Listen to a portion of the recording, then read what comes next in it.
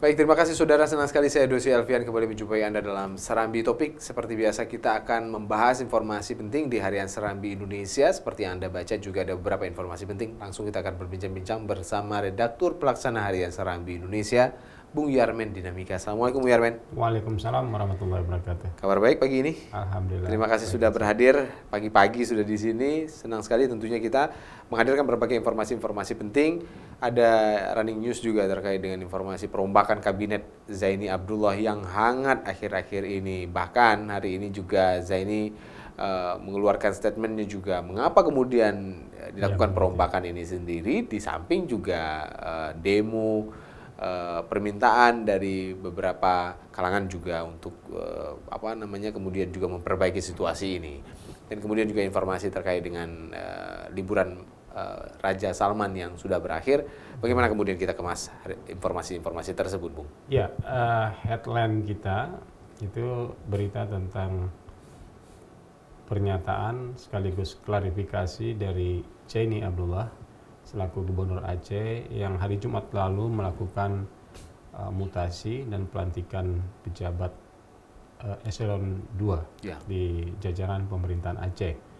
Sebetulnya hal yang lumrah mengganti pejabat, tetapi karena menggantinya ini hanya 6 bulan setelah masa di mana dia mendaftar di penetapan calon sebagai kepala daerah petahana tempoh hari, otomatis ini terkena larangan pada pasal 71 ayat 2 dari Undang-Undang nomor 10 tahun 2016 tentang pemilihan gubernur, wakil gubernur, bupati, wakil bupati, wali kota, dan wakil wali kota. Di sana dilarang 6 bulan sebelum dan 6 bulan sesudah itu pejabat gubernur, bupati maupun wali kota tidak boleh melakukan pergantian pejabat.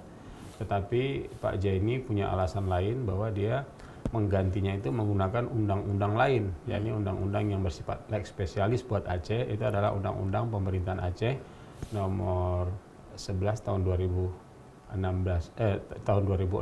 yakni UUPA gitu. Jadi dasar hukumnya itu yang digunakan. Tetapi kan masalahnya adalah Gubernur Zaini sendiri udah masuk ke rejim pilkada karena dia pernah ngambil cuti dan kemudian aktif lagi setelah cuti itu, dan itu adalah implementasi dari undang-undang yang baru ini, undang-undang yang nomor 10 tahun 2016. Jadi dasar pengambilan kebijakan untuk meng-SK-kan atau melantik pejabat itu sebetulnya kontroversial gitu. Ya, ada undang-undang yang mengaturnya nggak boleh, tetapi kemudian itu tetap dilakukannya gitu.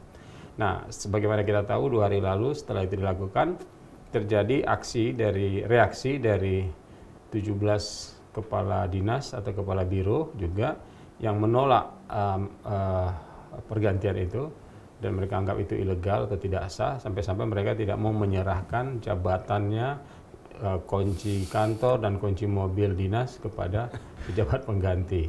Nah, setelah melihat situasi itu, Pak Gubernur Zaini kemarin menggunakan waktu di hari Minggu untuk mengundang para wartawan di sebuah rumah makan, sehingga wartawan datang ramai, dan pada saat itulah dia sampaikan alasan dia untuk mengganti. Alasan dia untuk mengganti ini menurut dia karena dia dokter, dia memakai 2 istilah. Istilah yang pertama adalah ini untuk membersihkan jentik-jentik di jajaran pemerintah Aceh. Jentik-jentik itu seperti membersihkan jentik nyamuk. Jadi gubernur itu boleh katakan melakukan fogging sehingga bersih. Yang kedua, menurut dia ada jarum yang menusuk dagingnya, mustahil itu tidak dikeluarkan. Jadi alasan dia untuk mengeluarkan. Itulah yang kemudian jadi headline kita gitu. Tetapi berita kedua yang berkaitan dengan ini adalah ketika wartawan datang dijamu untuk makan siang oleh Pak Gubernur, kemudian lakukan konferensi pers, tiba-tiba ada sekelompok mahasiswa, belasan orang, sekitar 13 orang datang bawa spanduk minta Pak Gubernur Zaini itu untuk bertobat gitu. Bahasanya bertobat. Bahasa bertobat. Pak Gubernur bertobatlah, kita katakan seperti itu.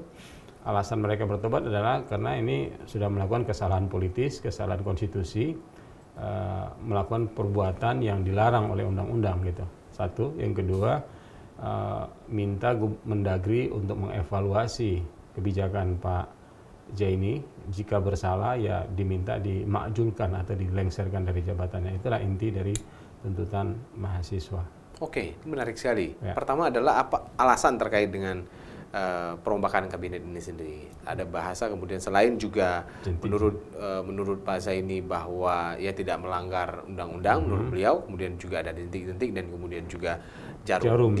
Di belakang itu semua setelah kita informasikan juga, apa sih sebenarnya alasan? Adakah mungkin keterkaitannya dengan situasi politik beberapa waktu yang lalu yang tidak memberikan angin segar bagi Pak Zaini, atau kemudian ada hal lain yang kemudian menjadi alasan ini? Ya, ada satu akademisi Taufik ya dari Universitas Muhammadiyah Aceh yang menyatakan ini bagian dari kepanikan pasca pilkada gitu, di mana Pak Zaini memprediksi suaranya menang tapi ternyata perolehan suaranya di nomor urut 4. Itu bagian dari kekecewaannya. Artinya mungkin orang-orang yang pernah ditempatkan jadi PLT, bupati, wali kota yang harusnya memang independen, tetapi kemudian di sana dia berharap dibantu, tapi ternyata di tempat-tempat yang diharapkan dia menang, ternyata tidak menang sama sekali gitu. Misalnya di Tamiang, dan itu mantan PLT di Tamiang itu juga diganti Pak Ali Al-Fatah, atau di tempat lain juga ada yang seperti itu. Ada juga yang dipertahankan atau digeser. Yang PLT di Singkil itu, di mana Zaini tidak menang,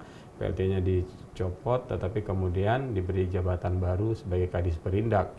Kadis Perindak sendiri dengan beberapa orang seperti Iskandar Zulkarnain di Baimprom itu dicopot karena pertimbangannya mereka ini sebelum ini sangat getol mendukung peraturan pemerintah tentang KEK, kawasan ekonomi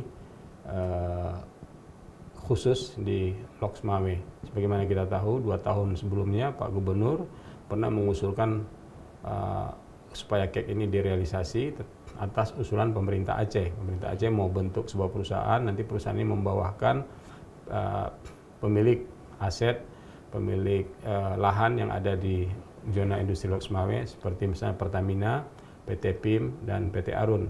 Tetapi gagasan seperti ini nggak disetujui oleh pemerintah pusat karena abaikan sekian lama. PLT Gubernur yang lalu, Pak Sudarmo, mengusulkan dengan cara lain. Dia mengusulkan konsorsium BUMN yang mengusulkan. Di situ ada Pertamina, di situ ada PT PIM, kemudian juga ada PT Arun. Ya, setelah diusulkan ternyata disetujui oleh Presiden gitu. Jadi karena beda pengusul saja yang membuat kemudian terjadi friksi yang seperti ini gitu. Oke, menarik. Singkat saja kalau boleh ditanggapi, Bung, terkait dengan perombakan hanya tersisa beberapa hari lagi lah, kalau kita sebut beberapa minggu lagi jabatan Zaini Abdullah ini sendiri. Apa keuntungan bagi masyarakat dan apa kerugian bagi masyarakat jika ini terus? Ya, Pak Zaini sebetulnya baru akan berakhir lumayan lama juga lah ya. Baru berakhir itu nanti 25 Juni.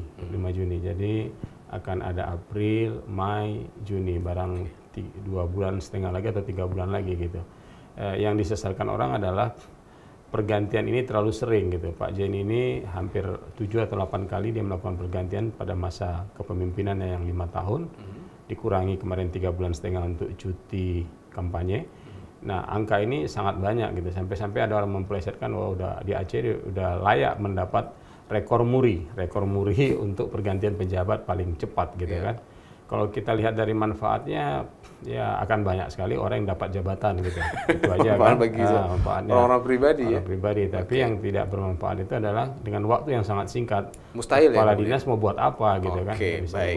Hari ini kita juga menghadirkan informasi terkait dengan berakhirnya kunjungan Raja Salman. Iya, itu dia. Berita lainnya adalah berita tentang berakhirnya masa kunjungan atau masa liburan Raja Salman di Bali. Yang tadinya hanya 3 hari kemudian ditambah menjadi 3 hari lagi gitu. Tapi kemarin berakhir, yang menandai berakhirnya itu adalah dia pulang, tapi sebelum pulang didatangi terlebih dahulu oleh Menteri Agama, Menteri Agama RI, dan kemudian Menteri Agama memberikan Mushaf Al-Quran kepada Mushaf Al-Quran Indonesia ya, versi Indonesia dibuat mushafnya, diberikan kepada Raja Salman sebagai cenderamata. Dan dia tentunya senang.